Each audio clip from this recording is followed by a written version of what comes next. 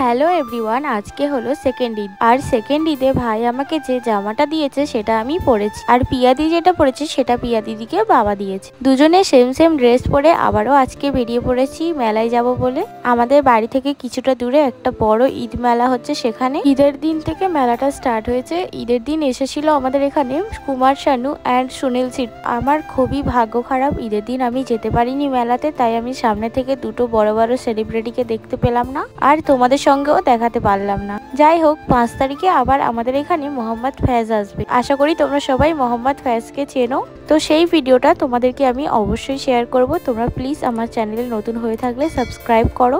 দেখতেই পেলে সবাই মিলে রেডি হয়ে চলে এসেছি মেলাতে। আর মেলাতে এসে দেখি একটুও কিন্তু গাড়ি রাখার মতো জায়গা নেই। যাই হোক করে একটু জায়গা করে গাড়ি দুটোকে পার্কিং করে ভিতরে মেলাতে ঢুকে দেখি বাপ রে, প্রচন্ড পরিমাণের ভিড় হয়েছে। আর মেলাতে এসে কিন্তু একটা জিনিস ভালোভাবে বুঝলাম যে আমাদের বর্ণের মেলাতে কিন্তু কোনো হিন্দুরা আসেই না, কিন্তু হিন্দুদের একটা মেলা হলে আমাদের বর্ণের সব ছেলেমেয়েরা ছুটে ছুটে যায়।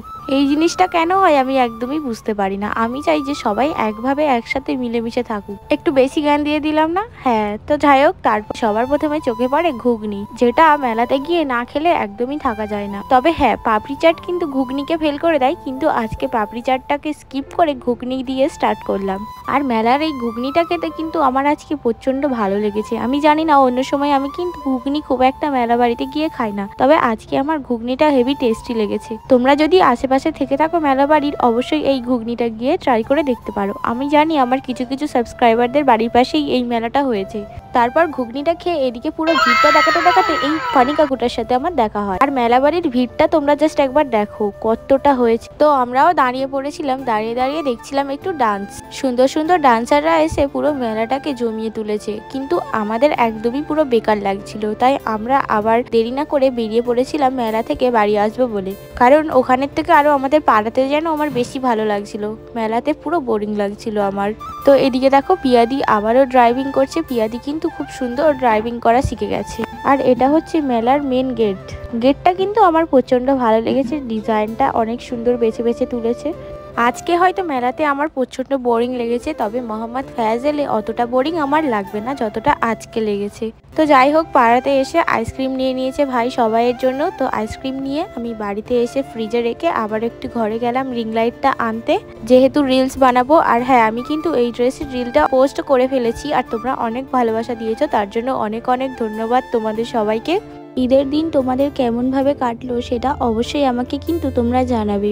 আমার তো সারাদিন রিল বানাতে বানাতেই পুরো দিনটা কেটেছে, আর রাতে একটু পিসির বাড়ি গিয়ে ফুচকা খাওয়ার পর ঈদের ব্লগে আমি আর কোনো ভিডিও ক্লিপ নিইনি, সেই জন্য আমার ঈদের ব্লগটা অনেক অল্প আর একদম বেকার হয়েছে আমি জানি, তাও তোমরা মানিয়ে নিও প্লিজ। রিং লাইটটা নিয়ে দিদিদের বাড়িতে যাওয়ার পর আমাকে আবার এই সিমাইটা দিয়ে দেওয়া হলো, কারণ এই সিমাইটা আমি খেতে খুবই পছন্দ করি, স্পেশালি দিদি শাশুড়ি মায়ের হাতে। মা বললে হয়তো ভাববে যে আমার মায়ের কথা বলছি, সেই জন্য শাশুড়ি মা বলেই উল্লেখ করলাম তোমাদের সামনে। যাই হোক, তারপর আমি আরহানের সাথে একটু খেলা করে নিলাম, আর আমাদের আরহানের কিন্তু এটা প্রথম ঈদ। তারপর আরহানকে রেখে আইসক্রিম খেতে খেতে চলে এসেছিলাম বাড়িতে। এই ছিল আমার সেকেন্ড ঈদ ব্লগ। দেখা হবে থার্ড ঈদ ব্লগে, ততক্ষণের জন্য টাটা বন্ধুরা।